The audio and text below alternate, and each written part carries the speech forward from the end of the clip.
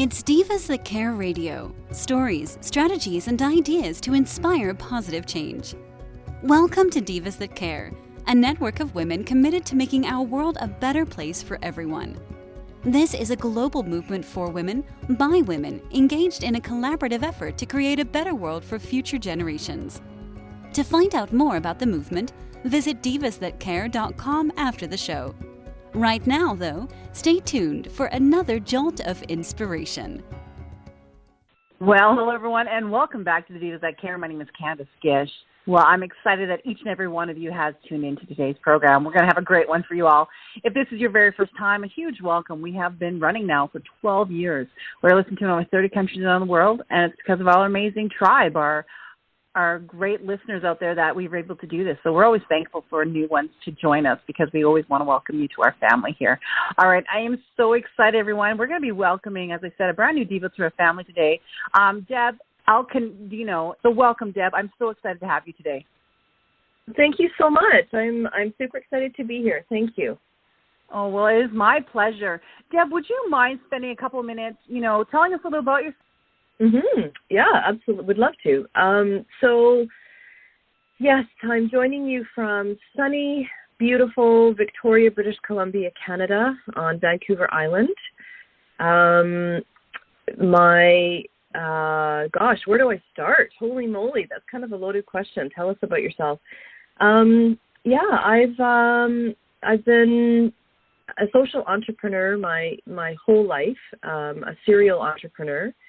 My first little business venture was when I was 10, and although I didn't know it at the time, I didn't learn till many years later that I come from a really, really long line of entrepreneurs. My grandfather, my great uncles, my great grandfather were all entrepreneurs, and actually were founders of a community in British Columbia.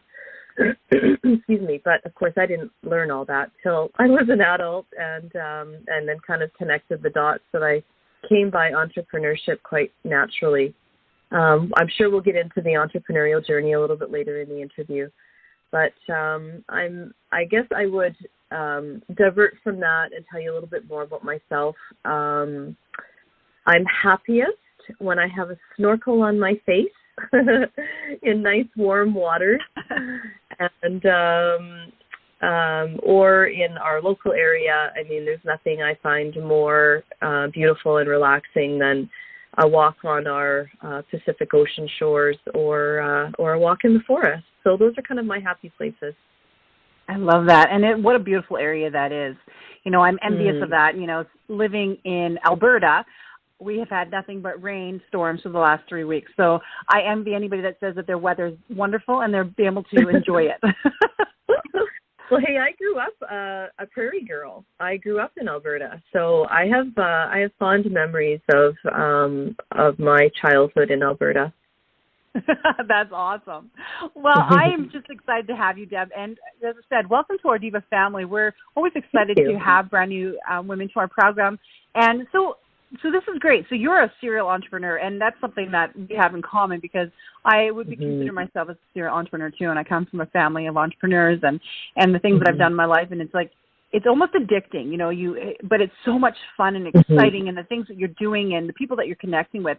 So I want to talk a little bit about that, because you are very successful in business, and you're obviously inspiring others, and you're helping others. So let's talk a little bit more about that.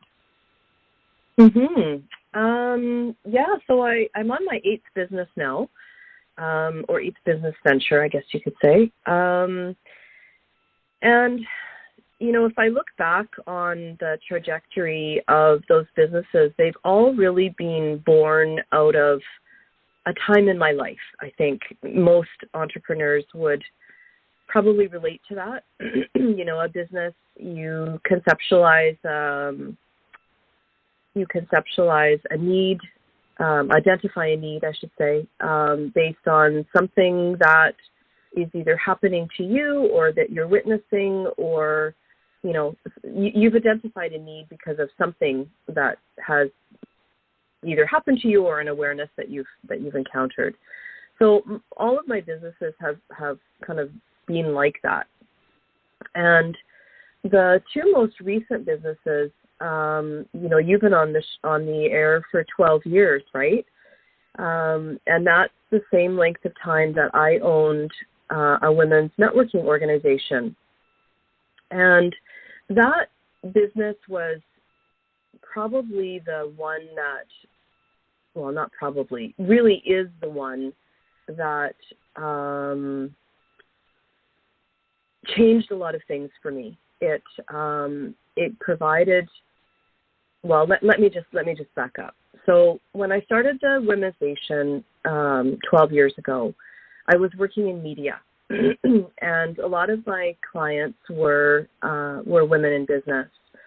And one of the things that I identified was these business women really needed to connect and learn from each other. And I remember leaving client meetings thinking, gosh, she really needs to meet so-and-so. I know they would hit it off personally. I know that, one could be a mentor or a mentee. And, I was just continually creating these invisible threads for people, and bringing people together. And so in this facilitation that I was doing and this need that I recognized, these businesswomen needed to connect and meet each other. I said to a few of them, if I created this networking and business organization, would you come? And resoundingly, it was yes. And so my first meeting, I had 95 people signed up. I thought it was just going to be something really small that I would run off the side of my desk. But that isn't how it was meant to be. And 95 women, which was the capacity of the room, and I had a wait list. And that went on for a long, long time. And so 12 years later of, providing networking and business events, training events, bringing in keynote speakers, and really expanding the personal and professional networks for these women, it was time for me to really look at what that next chapter in my life looked like. And so while I was running the women's networking and business organization, I became aware of a trend, or what I thought was a trend, about 10 years ago. And I'm a marketer at heart, and so I kind of love watching marketing trends and that sort of thing. And one of the things I noticed was this shift that was happening in the world, the shift of consumerism and employee engagement. And I really started to watch this, and it became a passion research project, and, just really curious as to where this was going to go. And this movement called social good or social impact was something that the more I dug into this, the more I realized, this is not a trend. This is not a short-term movement. This is really here to stay. And with my long history in entrepreneurship and this network of professional and business women that I had created over the past 12 years, I started having a lot of conversations with business women and around this area of social good and around the concept of, this is really about building a business that matters, building a business that is about more than just profit. And I mean, my goodness, 10 years worth of research and statistics were certainly behind all this. This wasn't just Deb dreaming this up. This was, some really brilliant minds over the course of time that were rallying, this cry that government and philanthropy can't solve the issues of the world alone, that business really has to step. And so yeah, that kind of led to where we are now, and I've shut down the women's business organization. That chapter in my life is complete per se, and I am full on now with this passion of mine, which is not new. I mean, it's been a passion research project for the last decade, but really throughout all of my entrepreneurship life, I love that. This concept has been there. Well, and it's so fascinating because I think a lot of people don't realize that, it comes hand in hand. So what kind of things that are you doing? Because obviously the social impact, social purpose, the social change that you're trying to contribute out there, like, are you organizing things? Are you working one-on-one with people? What exactly are you doing? Yes and no, in answer to your question. So I'm actually going to step back and tell you a little piece of that puzzle that I think is important to articulate, because it really feeds into how I'm doing what I'm doing. So you asked how I work with people. Well, the backstory is this. So for as long as I can remember, I have been compelled to help solve the issue of violence against women based on my own experiences when I was a teenager and throughout my young adult life. And, through the businesses that I've owned, I've contributed financially. And, I've worked in government. I've worked for companies. I've worked in not-for-profits. And all of these experiences along my life's journey, I guess you could say, have all been toward helping in some way to solve violence against women. And I remember when I turned 50, and I remember thinking, you know what, I don't really know who I am anymore. I have been so many things to so many people. And, I'm a wife, I'm a mom, I'm a board member, I'm a volunteer, I'm an employee, I'm an employer. And this awakening was really like, I need to come back to who I am as a person and what my purpose is on this earth. Through that kind of self-reflective journey that I really landed on, I know that my purpose is to make life better for humanity. And I didn't really know what that looked like at the time. Yeah. But what does that look like? Like, that's huge, right? So, excuse me. So in my network that I had built, which I alluded to before, I started to have these conversations with other business women, like, if we're going to do something and if we want to have impact in this world, what does that look like? And what can that look like? And is it just me who's thinking this, or are there other business women who think this too? Like, what do we want our business to stand for? What do we want ourselves to stand for? Like, how do we do this? And if we're going to integrate any element of social good or social purpose or social, I just like, can somebody just give me a framework to follow? Because I don't know what to do here. And they were all, many of them were like, oh my gosh, yes. I've been thinking the same thing, and I don't know where to start. I don't know what to do. So that impetus, in conjunction with all of this research that I'd been kind of quietly doing in the background and reading and learning and listening, and I'm like, you know what? I am going to figure out who's training, who is doing this. And my research led to the fact that nobody is. Like, there is not an end-to-end framework for a business owner to take, adopt, learn, implement end-to-end into their business of how to be a social impact company. And, you know, my friends who knew me were like, well, Deb, you can do that. You can create that.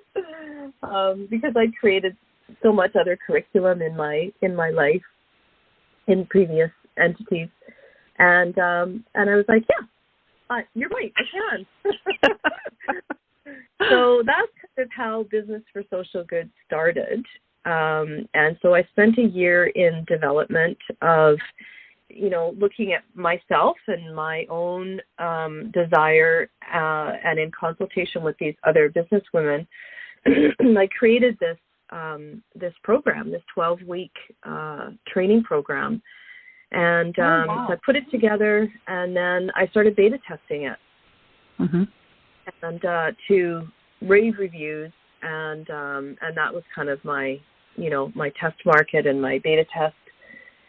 So that kind of leads us to now of Business for Social Good being past development and into full operation.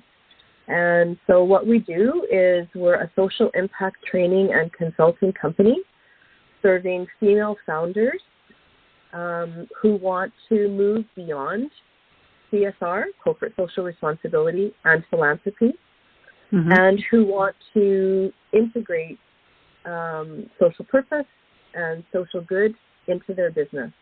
So these are business owners. Oh my gosh. That is amazing. Well, and I love that, because I'm just listening to this and I'm thinking of all the business owners that I know that have been, you know, saying the same thing.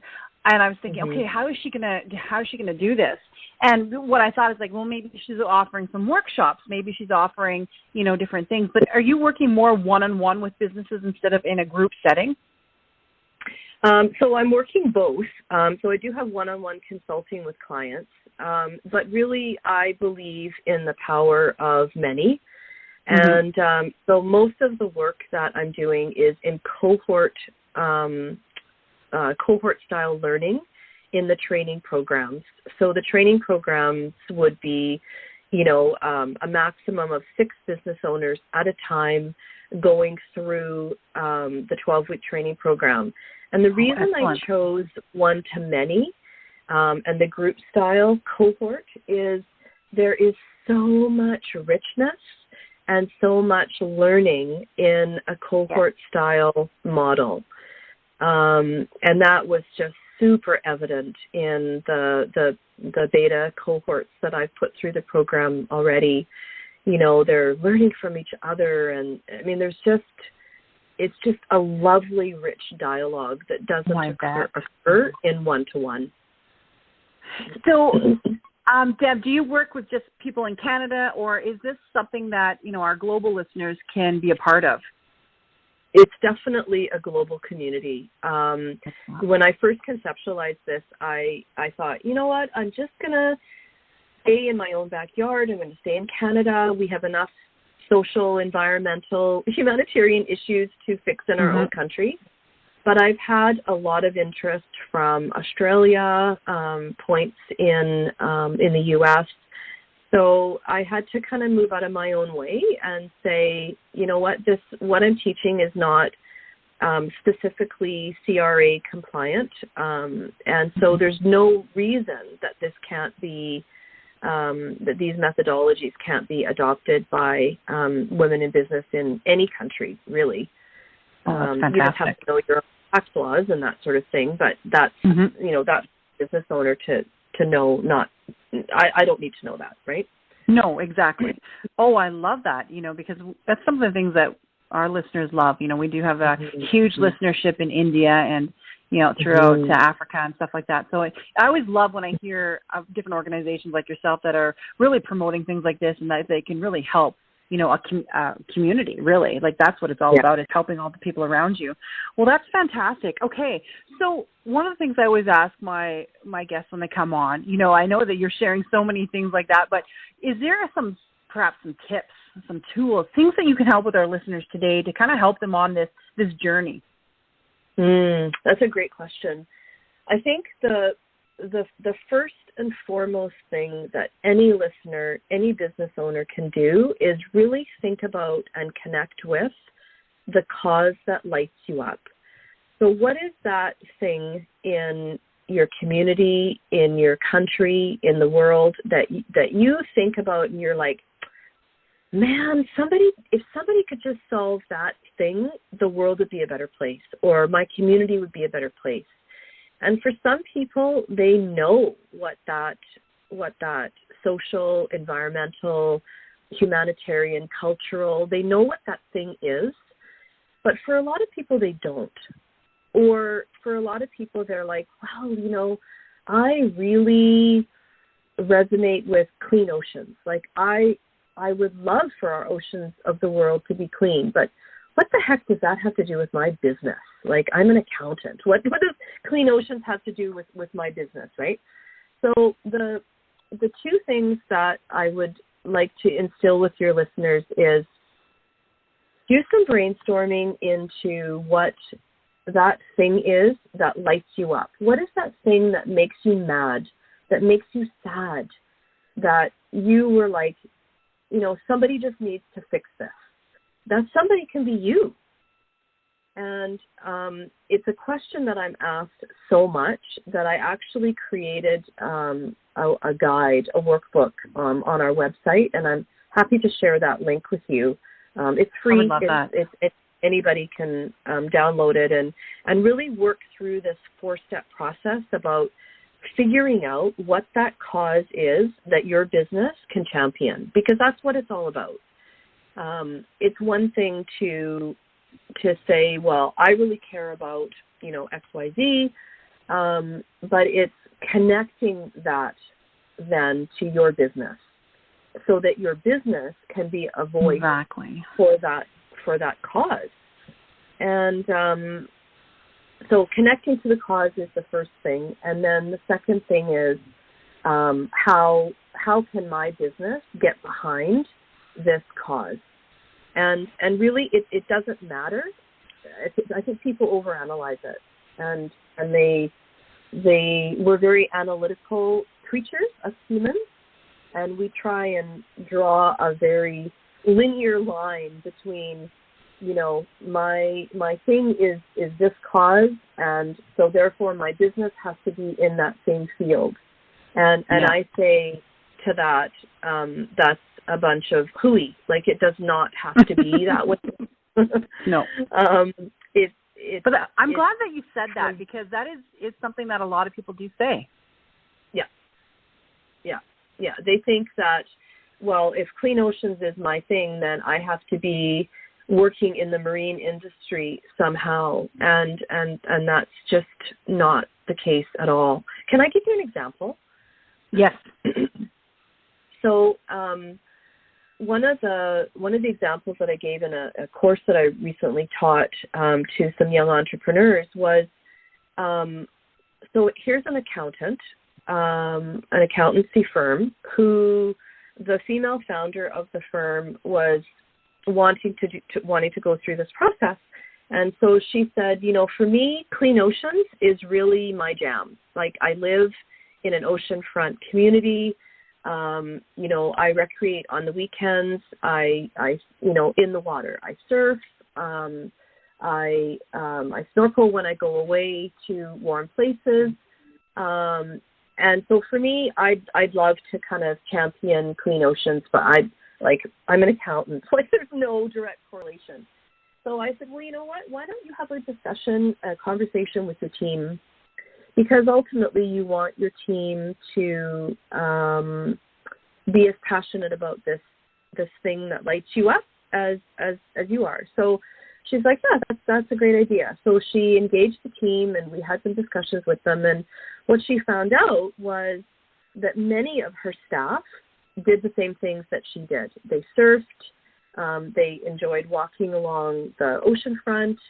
They enjoyed some element of lake or ocean.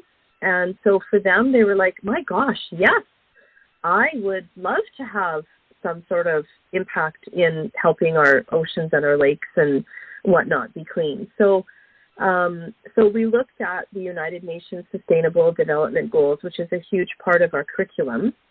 And, of course, Clean Oceans is SDG 14 for anybody that's kind of following along. And so when you look at the United Nations SDGs, they're made up of, the goals are made up of 17 goals that are like the world's to-do list. And when you land on one goal that resonates with you, you dig down a little deeper, and that goal is made up of targets or subcategories. And so with this accountancy firm, we looked at these subcategories, and we looked at how that firm can actually help create change through some of these subcategories. So what they did was, one of the subcategories is helping to reduce marine pollution. So the team were like, well, heck, we can do beach cleanups and ocean cleanups and, participate in estuary restoration projects. Like, that's something that we as a team, we would love to do that. So that was a win right there. That was kind of a no-brainer, that their team was like, yes, we can absolutely help that particular subcategory. And another thing was helping small-scale fishers and small-scale operators within the marine industry. And so they said, well, you know what? We are an accountancy firm. We help businesses become financially viable and sustainable, and we can provide our services to small-scale fishers who they know their trade, but they're not necessarily strong in business. And so we could help those small-scale fishers with our products and our services at reduced cost to help them become viable and sustainable. And so it just becomes a bigger conversation, and very much like a circular effect. Like, when you start thinking about, here's my business, and here's what I'm passionate about, and here's the UN SDG that this aligns with, it becomes very exciting when you're engaging your team and you're thinking about these different subcategories. All these ideas just start opening up of, we could do this, and we could do this, and oh my gosh, I love that. And so I think you're really opening up the conversation. Yeah. Yeah, absolutely.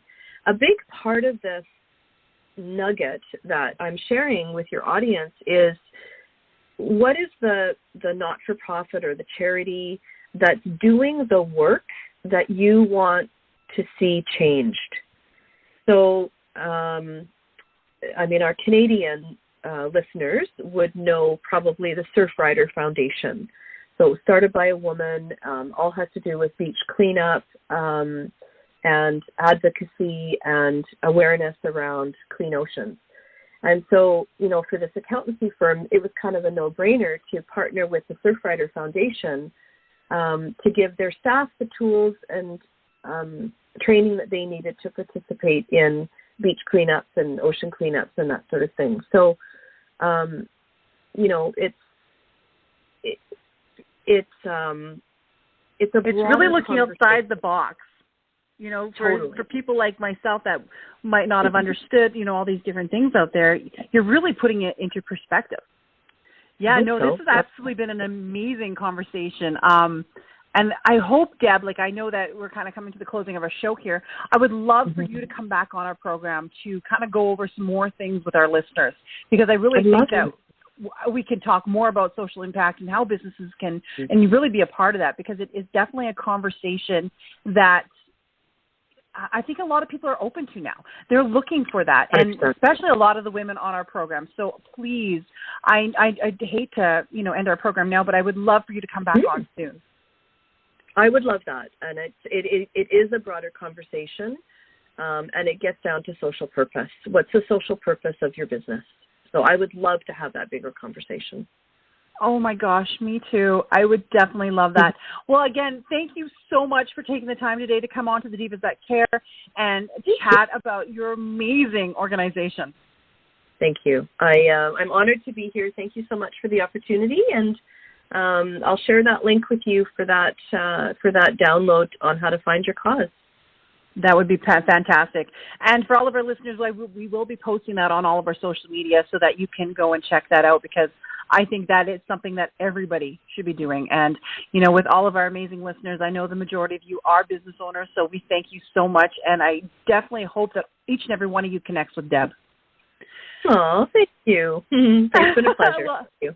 Well, it's been my pleasure, too. I really did enjoy this, and I can't wait to have you back on.